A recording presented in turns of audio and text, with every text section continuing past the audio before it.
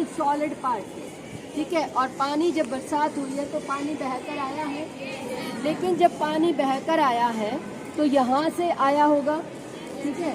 अब आया होगा तो ये आप देख रहे हो, जैसे यहाँ से गया होगा, जाके ये कहाँ जमा है, यहाँ।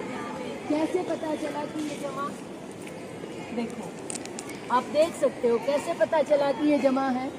देखो ऊपर मोटे कंकड़ पत्थर हैं, नीचे पतले हैं, और ये नीचा भाग है, इसी के साथ में ये पार्ट है, इक्वल है ना, इक्वल। यहाँ नहीं जमा हुआ, नीचे भाग में जम गया।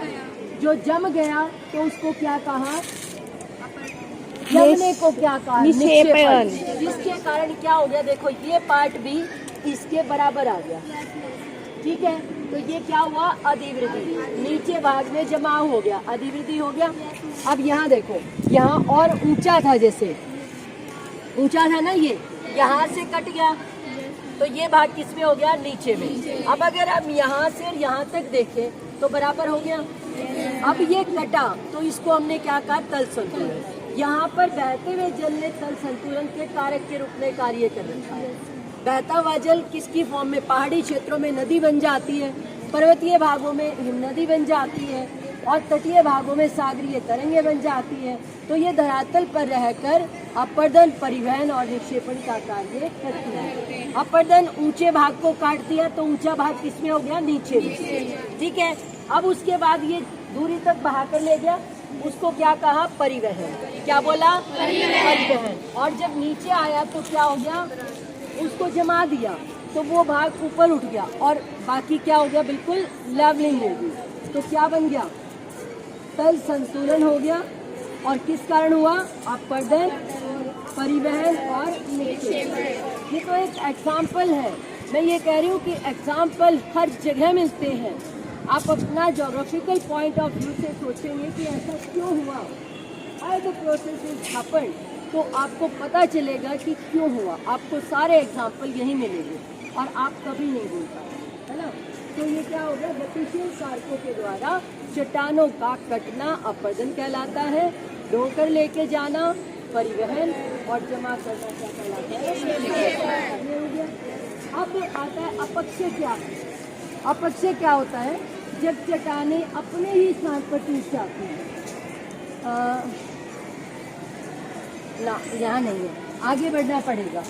आप बैठ कर देख भी सकते हो, आप बैठ के स्टडी कर सकते हो, चलते हुए जरूरी नहीं है कि आपको बैठना ही है, चलते हुए भी स्टडी कर सकते हो। चलो आगे देखते हैं। अपक्षय क्या होता है, अपक्षय होता है अपने ही स्थान पर चट्टानों का टूटना।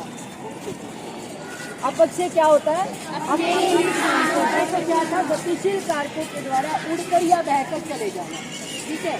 लेकिन अपक्षय क्या है, अपने ही स्थान पर चट्टानें टूटती है। कैसे टूटती है, अब मैं आपको कहाँ ले जा रही हूँ, लेटेस्ट वॉक के लिए, पेड़ों के पास। क्योंकि जीव जंतु, पेड़ पौधे, मनुष्य की क्रियाएं, ये क्या है, जैविक अपक्षय के कारक है।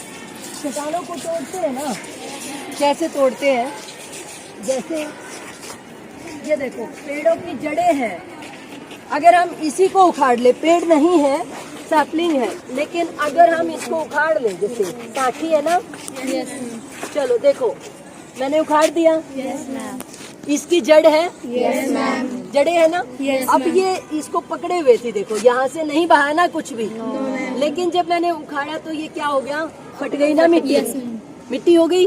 अब ये मिट्टी जब फट गई, उखड़ गई, तो इसकी संरचना ढीली हो गई। अब जैसे ही पानी आएगा या हवा आएगी तो वो उसे अपने साथ उड़ा ले जाएगी और ये चला जाएगा। तो पेड़ पौधों की जड़ें मिट्टी को जकड़े रखती हैं, और जब हम पेड़ उखाड़ते हैं तो ये मिट्टी भी उखड़ जाती है। तो इसके कारण भी चट्टानें अपने स्थान पर टूट जाती है। वैसे ही हम रोड्स बनाते तो भी ऐसा ही होता है, घर बनाते तो भी ऐसा ही होता है, हम मिट्टी को खोदते हैं। जीव जंतु बिल बना के रहते हैं, जैसे यहाँ पर कोई बिल होगा इसका, हाँ ये देखो, आओ आओ जल्दी आओ, ये तो हमें सारे देखो ढूंढने की चीज है ना। देखो बिल बना रखा है, ये एरिया खाली हो गया। अब जब पानी आएगा तो इसके अंदर, बरसात आएगी तो इसके अंदर चला जाएगा, चला जाएगा, ये भर जाएगा, ये दरार और चौड़ी हो जाएगी, और चौड़ी होगी तो क्या होगा, ये ढीली हो जाएगी।